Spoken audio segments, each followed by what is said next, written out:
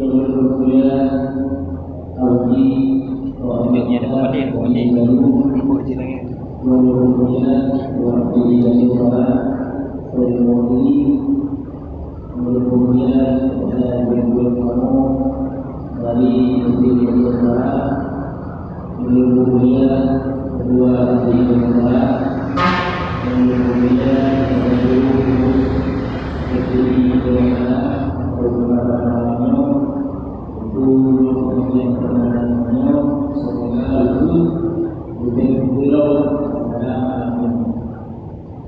Jadi mengajukan pertanyaan untuk pertama, sesi yang pertama yaitu pengajian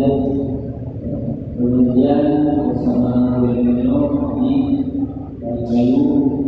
akan memberikan sesi pengajian dan berikutnya sesi kedua tentang pembukaan Islam dan sesi kedua akan terakhir mesti tentang pembukaan Islam dan hukum ini beliau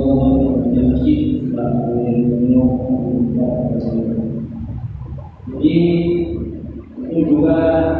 sesi yang strategis dengan pengurusan jadi fokus bukan yang beliau juga disampaikan oleh beliau di fokus di mungkin